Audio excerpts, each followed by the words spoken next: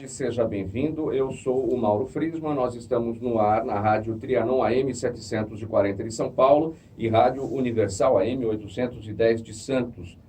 Você nos assiste pelas redes sociais, no Instagram, @Programa Gente Que Fala e no facebook.com/Programa Gente Que Fala.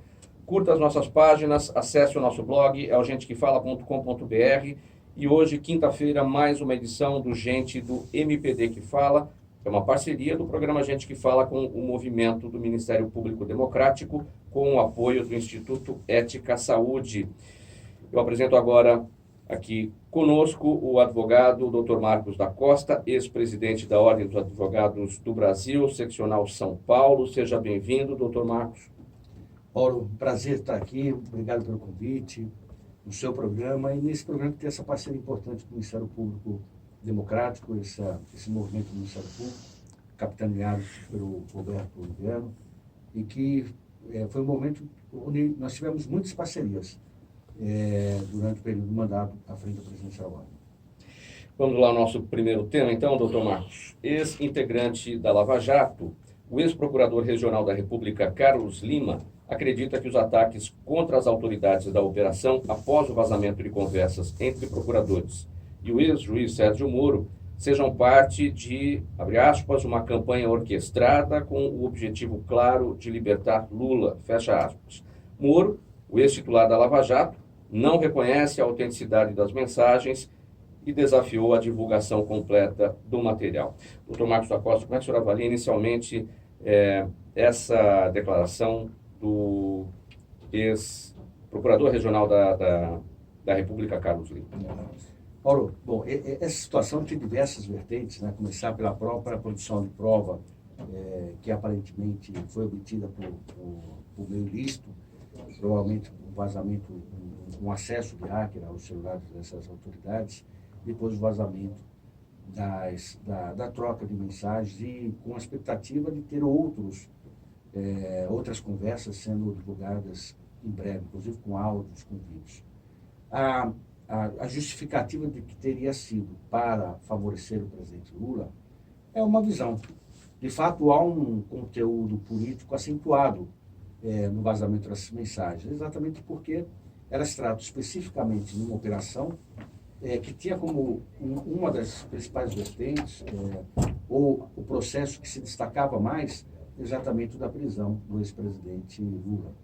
Mas, da outra parte também, alega-se que muitos dos vazamentos que ocorreram durante a própria Lava Jato, a começar da conversa da ex-presidente Dilma com o ex-presidente Lula, também tinham a mesma finalidade, mas no sentido contrário, de criar um ambiente para pressionar os julgadores no sentido de condenar o ex-presidente Lula e também de avançar no processo de impeachment da ex-presidente Dilma. De forma que eu, particularmente, prefiro ficar no conteúdo jurídico, na discussão do efeito jurídico dessas provas, desses vazamentos, ou mesmo do grampo que se teve em relação às conversas, ou eventualmente do acesso posterior por um hacker, e em relação ao que acontece no sentido de que falas que foram apresentadas pela imprensa representaram ou não representarem uma relação entre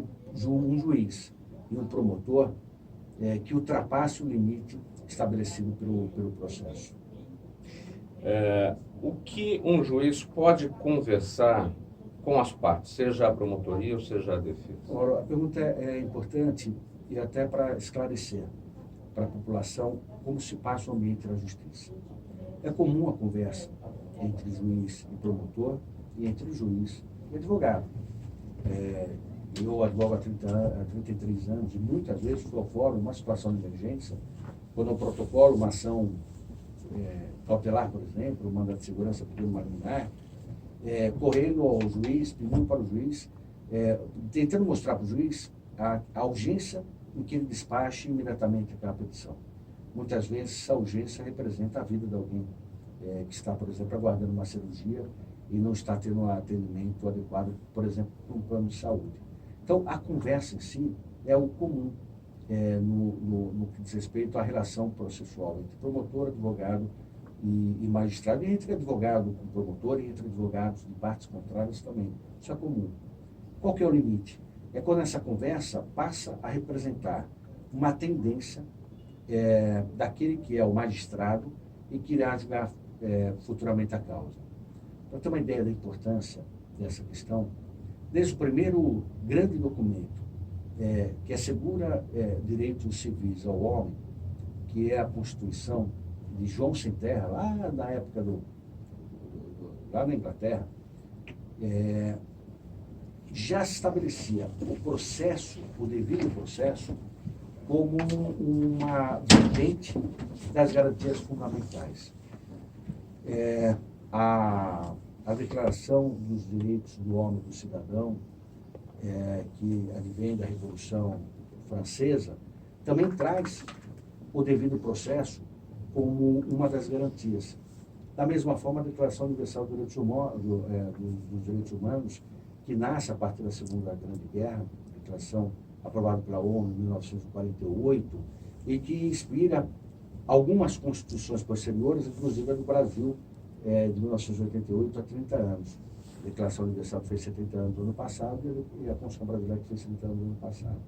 E elas trazem também o devido processo. Então, a conversa entre advogados e promotores, entre promotores e magistrados, entre advogados e magistrados, é algo corriqueiro no fórum.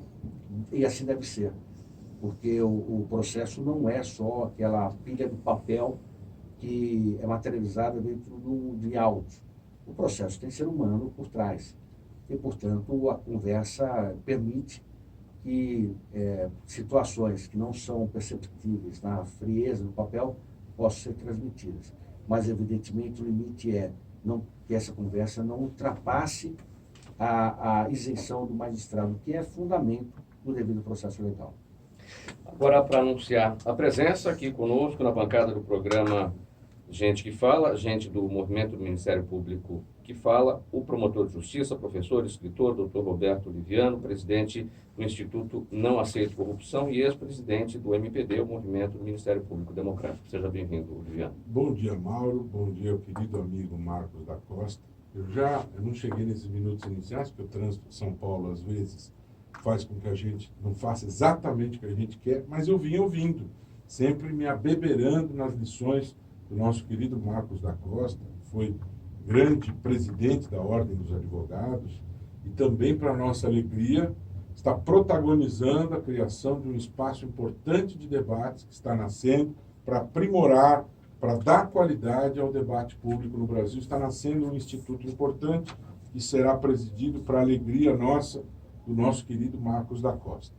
Agora, entrando nesse primeiro tema, e veja que é muito importante nós termos essa dinâmica do diálogo, do debate, da construção, e é muito importante o ponto de vista dos advogados, o ponto de vista do Marcos. Eu acredito que, em certa medida, nós convergimos, né?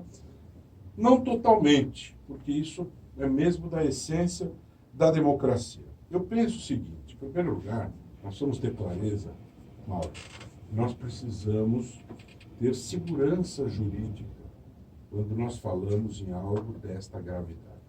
Tá? Precisamos também ter clareza que nós estamos falando de algo, segundo o professor Silvio Meira, da Universidade Federal de Pernambuco, é um trabalho que tem todas as características de ter sido encomendado e de um custo de muitos milhões de dólares. Nós não estamos falando de uma aventura, de uma pessoa que tem como passatempo invadir perfis. Nós estamos falando de algo que tudo indica ser fruto de trabalho orquestrado. Tá? Temos também, de outro lado, as pessoas envolvidas nesse diálogo se posicionaram publicamente no sentido de não negar que dialogavam, mas em momento nenhum chancelaram esses diálogos como aquilo que foi efetivamente conversado entre eles. Em momento nenhum eles disseram que isso que foi divulgado reflete exatamente o que eles conversaram. Né? Então você não tem certeza a respeito disso. E temos certeza que houve uma invasão criminosa. Além disso, como o Marcos vinha comentando, existe a dinâmica do diálogo. E de onde vem isso? Na França, na Itália, por exemplo, são um país que inclusive tem um sistema do juizado de instrução, juízes e promotores integram a mesma carreira. Inclusive são chamados tanto juízes como promotores de magistrados, uns do Ministério Público e outros magistrados da magistratura judicial. Na Itália, você pode exercer a função de juiz por um tempo e depois exercer a função de promotor por outro tempo.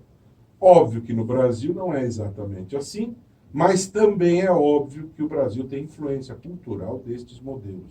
O juiz e o promotor, eles integram uma carreira pública, eles dialogam com frequência, e eu vou dizer a você, dia 29 eu completo 27 anos de carreira, e desde o meu primeiro dia como promotor, eu sempre dialoguei com o juiz. E dialogar não significa apenas o cumprimento da urbanidade. Dialogar é mais. Quais são os limites, promotor? Claro que sim. Claro que você não pode ter conluios. Claro que você não pode ter situações que representem a quebra da paridade de armas. Eu concordo com isso. Essa é uma regra que precisa ser respeitada. Agora, mesmo nesses fragmentos que foram divulgados, eu não vejo evidências de conluio, eu não vejo evidências de abuso de poder, eu não vejo evidência de quebra profunda, de uma aliança devastadora para desequilibrar o jogo do processo. Sinceramente, pelo que foi divulgado, eu não vejo. No entanto, eu vou usar exemplo, que eu acho que é a melhor maneira, Mauro. O promotor está investigando um grande esquema de receptação. Um esquema, um crime organizado, né? Um esquema estruturado que opera há muito tempo. Em um determinado momento, depara-se com a necessidade de obtenção de mandados de busca e apreensão e prisões temporárias. Existem opções para fazer esse pedido. Ele pode simplesmente jogar no protocolo do fórum e pedir aquilo que ele acha que deve. Da mesma maneira, vamos supor que o Dr. Marcos atende um cliente que quer impetrar um habeas corpus, ele pode simplesmente protocolizar o habeas corpus ou mandado de segurança, mas ele pode também ir despachar com o juiz. O juiz pode se debruçar sobre aquilo e, eventualmente, dizer aquilo que ele entende necessário para instruir adequadamente o pedido, assim como o juiz pode dizer ao promotor, olha, se eu obter essa busca e apreensão, essa prisão temporária, está faltando isso, isso, aquilo. Eu não vejo aí uma quebra de qualidade de armas. Só para fechar, Marcos. Quando o Sérgio Moro fala sobre uma determinada testemunha, que deveria ser ouvida para que se apure determinada coisa, podemos esquecer que o artigo 40 do Código de Processo diz expressamente que quando o juiz se depara com uma prática criminosa, cabe a ele encaminhar isso ao Ministério Público. Ele não encaminhou por ofício, ele não encaminhou dentro do processo, ele não encaminhou formalmente, errou. Houve descuido ao agir desta maneira. O descuido em relação à forma. Hoje, muita gente não fala mais pelo telefone, se comunica por aplicativo. Então, houve esse descuido. Mas não houve uma atitude que comprometa a lisura do processo, a meu ver, pelo que está indicado aí. É a minha opinião. Assim como respeito ao do Marcos. Roberto, um bom dia. Registrar aqui a alegria de estar debatendo com você, Roberto. Como disse ele, eu reitero aqui a amizade que nós temos de muitos anos. Tenho uma admiração profunda pelo trabalho do Roberto. O Roberto sempre foi um defensor dos valores republicanos, democráticos, e a demonstração disso é o movimento que ele criou, o movimento do Ministério Público Democrático, que, como eu já tinha dito no começo do programa, nós tivemos a oportunidade de trabalhar juntos, muitas vezes, quando eu estava na presidência da UAR. Quando eu fiz o comentário, Roberto, eu evitei de tratar da situação pontual. E fiz um comentário genérico, dizendo que o devido processo legal, ele vem desde a primeira Carta Magna, a Constituição de João Sem Terra, e é um fundamento do Estado de Direito. Não há possibilidade de Estado de Direito sem o devido processo legal. E o devido processo legal tem como garantias o direito de defesa, o contraditório, a possibilidade de alguém recorrer de uma decisão que considera injusta, mas todas essas garantias, elas se tornam, vamos dizer assim, menos relevantes do que aquela que é a garantia principal, que é a do juiz neutro, né? Essa é a garantia fundamental, por uma parte ou para outra, no processo criminal ou no processo civil.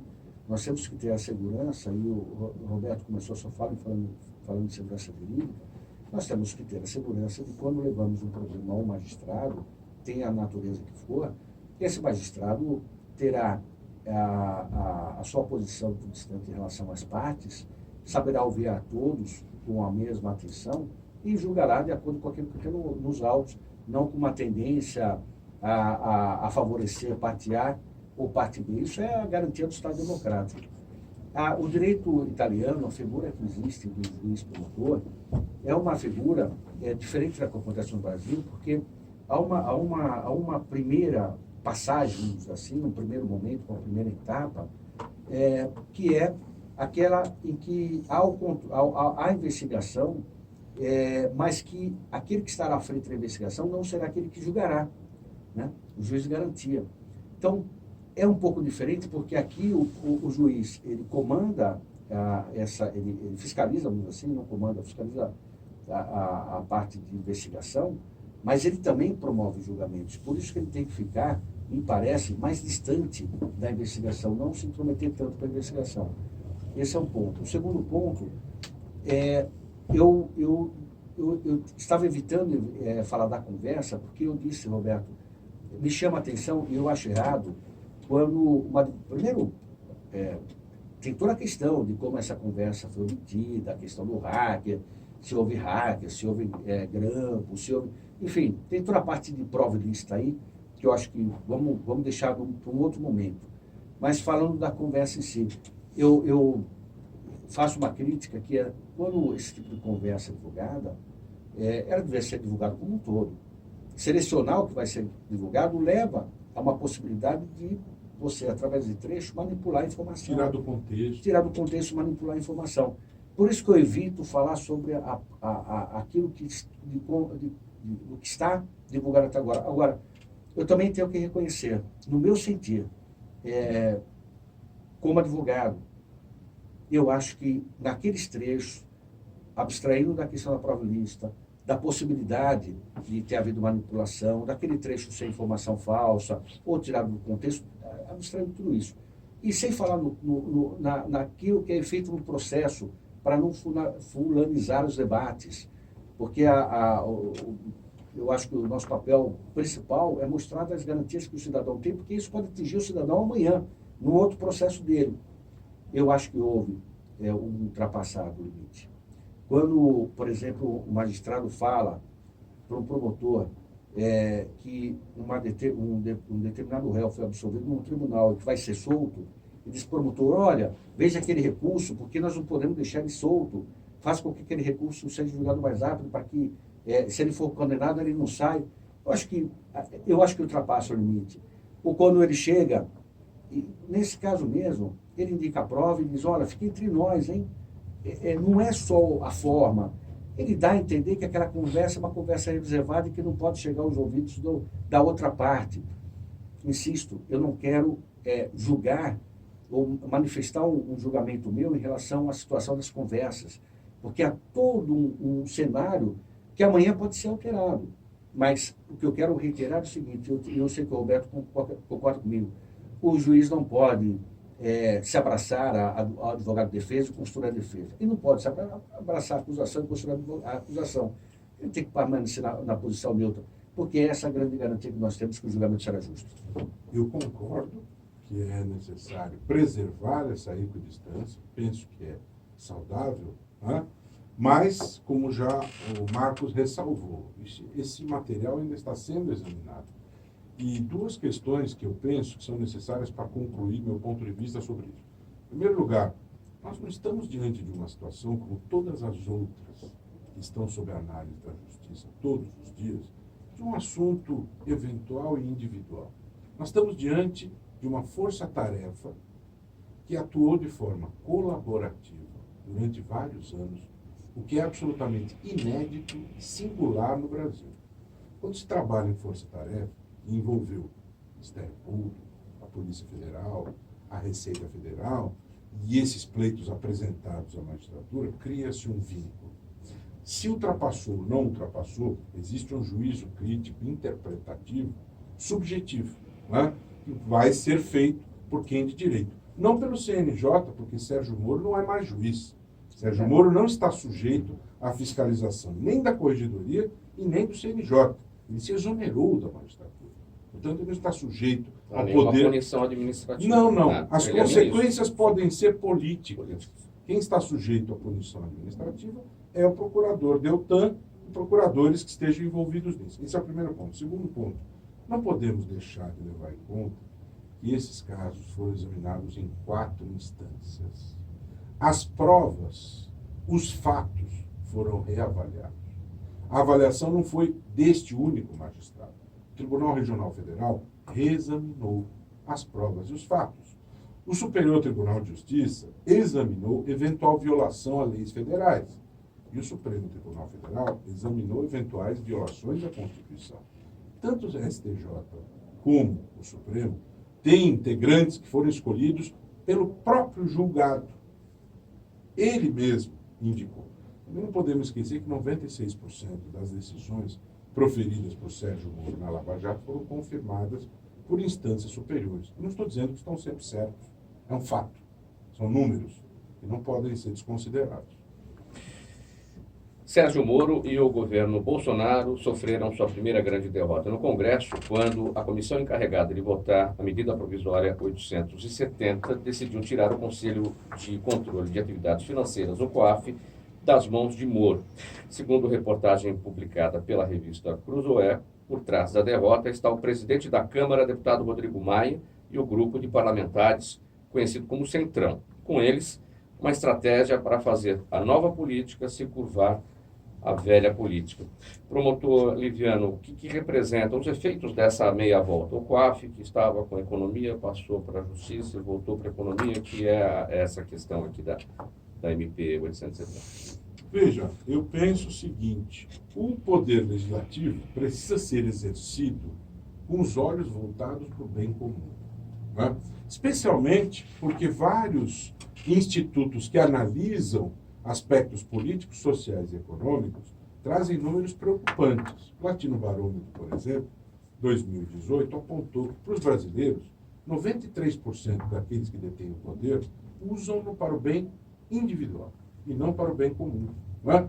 O Fórum Econômico Mundial, em 2017, examinando o número de 137 países, concluiu que os políticos brasileiros são os que têm menor credibilidade do mundo. Esses números são alarmantes, são chocantes. O exercício do poder, ele não pode ser nutrido pela vingança, pela retaliação. Isso prejudica a sociedade e agudiza a crise de representatividade política, que todo mundo sabe que é absolutamente grave. Não se pode exercer o poder de costas para a sociedade. O que deve nortear as decisões é o interesse público. O COAF, desde que Moro assumiu como ministro da Justiça, foi fortalecido. Mais pessoas foram trabalhar, pessoas gabaritadas, e a natureza das funções que o COAF desempenha tem absoluta sintonia com o Ministério da Justiça. Né? Isso foi, a percepção que todos têm, foi um gesto de retaliação. Aliás, dentro desse contexto, essa semana mesmo, o Centrão sinalizou que quer preparar o pacote anti-Moro, né? E faz alusão a iniciativas várias, inclusive o projeto sobre abuso de autoridade. E eu acho que é sempre bom atualizar a lei de abuso de autoridade, que é uma lei que está em vigor desde 1965. Mas se você olha o texto da lei, Marcos, não tem um crime ali de parlamentar. Não existe crime de senador, não existe crime de deputado. Como se fossem seres celestiais, seres santificados, que nunca violam a lei.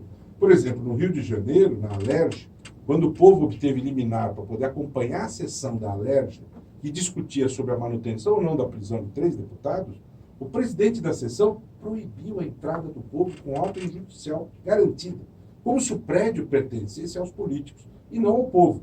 Você veja, uma conduta como essa, que é elementar, desde os bancos da faculdade, é definida como abuso de autoridade, não está no projeto. Só se punem juízes e promotores, especialmente aqueles que combatem a corrupção. Isso é inaceitável. Isso vem na contramão do bem comum. O exercício do poder tem que ser para resolver problemas do povo. Tem que ser para fazer o bem. E não para se vingar da sociedade ou se vingar daqueles que fazem o seu trabalho. Se juízes e promotores transgridem a lei, eu sou o primeiro a defender a punição à transgressão. promotor que age com abuso de poder tem que ser punido. O juiz que age com abuso de poder tem que ser punido, assim como os políticos, assim como todos. Agora, o contexto em que tudo isso nasce dá a nítida sensação de vontade de vingança e de retaliação. O senhor concorda, doutor Marcos? Só uma punição a juízes e promotores, como avalia o promotor? Eu tentando ser breve, porque só esse assunto demandaria aí horas de debate. Vamos lá. Acho que, estou de acordo com o Roberto, há uma crise de representatividade gigantesca.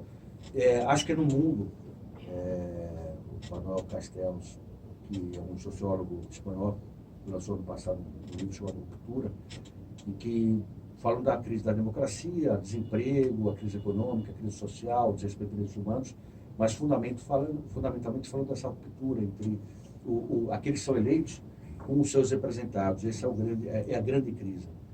Em relação ao COAF, eu trago uma ponderação. Eu não parto dessa premissa, eu confesso a você. Eu convivi com parlamentares, você também, durante a presidência da Ordem, antes disso, e vejo muitas vezes um debate técnico que é desprezado no que diz respeito ao entendimento ou à razão da votação. Eu participei da discussão da criação do COAF. A proposta de criação do COAF foi pelo Ministério da Justiça, então o Ministério da Justiça, Nelson Jobim. E o Nelson Jobim, à época, propôs, ele como Ministério da Justiça, propôs que fosse um órgão ligado à Secretaria da Fazenda. E o COAF vem desempenhando um papel fundamental desde então. O fato de ir para o Ministério da Justiça ou não ir para o Ministério da Justiça, me parece, não representa um esvaziamento das funções do COAF. O COAF tem desenvolvido esse papel já dos 20 anos para cá. Agora, a decisão administrativa de transformar o Ministério, ou levar o COAF para o Ministério da Justiça, acho que é uma decisão do governo e tem que ser respeitada enquanto proposta. Mas a quem compete no sistema brasileiro aprovar essa mudança? Ao Congresso Nacional. Uma mudança Segundo que... Podemos, é inconstitucional. É iniciativa do próprio Executivo. Levou o Supremo a essa questão. Haveria vício de iniciativa.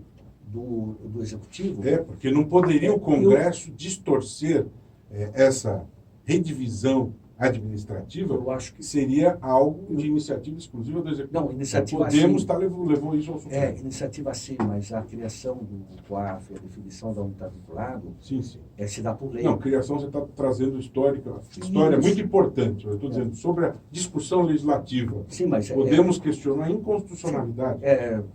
Aliás, é comum, né? Os partidos que perdem no Brasil, todo mundo que perde o debate no Congresso Nacional leva para o Supremo. Isso é verdade. Então, assim, acontece muitas vezes. Então, a gente judicializa a própria política, né?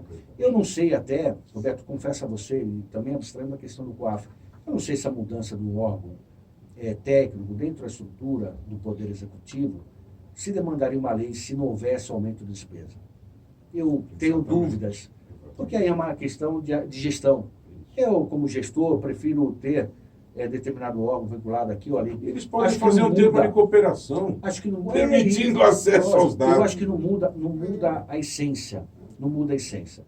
Mas no sistema nosso, isso é levado ao Congresso, e quando é levado ao Congresso, tem que respeitar a decisão do Congresso, que é a casa democrática de representação popular.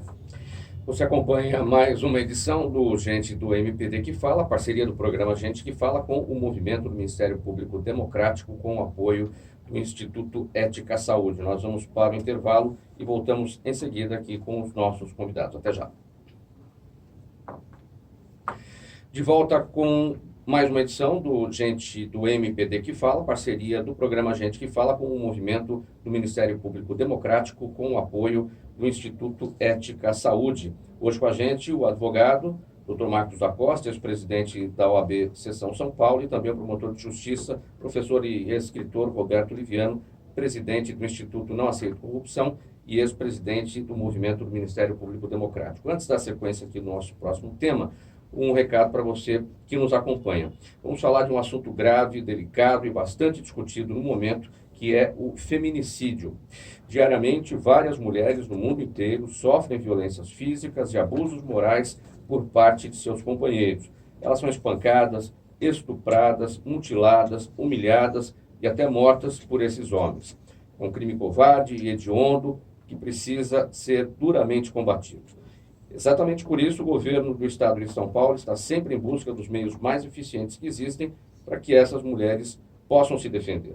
Como a criação das 10 delegacias da Mulher 24 horas, na capital e no interior, e o aplicativo SOS Mulher, que permite chamar a polícia em casos de emergência com um único toque. Portanto, se você é vítima ou conhece alguém que sofre esse tipo de violência, não se cale. Denuncie imediatamente, antes que seja tarde demais. Feminicídio. Repudie e denuncie.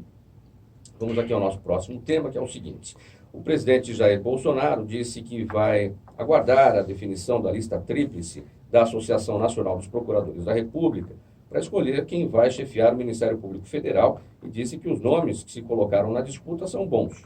Mesmo esperando a definição dos nomes, Bolsonaro já indicou que não deve seguir necessariamente à risca os nomes sugeridos pela associação. Nesta condição, ministros próximos ao presidente passaram a ver a atual Procuradora-Geral da República, Raquel Dodge, como uma candidata natural à recondução. Promotor Liviano, o senhor arrisca um nome? Aliás, a procuradora Raquel Dodge, ela não se inscreveu para ser reconduzida ao cargo. E é uma eleição das mais disputadas desde que ela começou, né? Veja, eu penso que aqui, para as pessoas entenderem o que nós estamos falando, nós temos uma escolha grave, importante, que é do chefe do Ministério Público Federal. Né? Ao longo dos anos, houve algumas mudanças, algumas evoluções em relação ao papel do Ministério Público e a própria escolha de quem dirige o Ministério Público. Nós estamos falando de uma instituição que tem a missão de proteger o patrimônio público, de proteger o meio ambiente, de proteger interesses da sociedade, e aí você tem a gravidade dessa escolha de quem lidera. Até porque, veja, o Procurador-Geral da República, ele tem poderes para processar o presidente da República. O Procurador-Geral de Justiça do Estado tem poderes para processar o governador. Ou seja, o fiscalizado escolhe o seu fiscal. Então veja que é uma situação extremamente delicada. Nós precisamos ver uma maneira de fazer essa escolha que garanta civilidade, que garanta a independência, que minimize o conflito de interesses, tá certo? Então, essa é uma situação muito delicada. A Constituição de 88, ela trouxe alguns elementos importantes. Em primeiro lugar, a questão do mandato. Quando você tem mandato, você tem uma certa proteção a quem exerce o poder. Né? Você deu mandato, a pessoa foi escolhida, tem o direito de cumprir o mandato sem ter o seu exercício funcional abalado. Tudo bem? No entanto, mesmo com o mandato, você tem as injunções, os interesses que são decorrentes dessa situação. A nível estadual, a Constituição institui uma eleição formal em que os promotores e procuradores de justiça votam formalmente entre 3 nomes e o governador escolhe um dos 3. Esses 3 estão legitimados pela base, pela carreira, o governador escolhe. A nível federal, é diferente. O que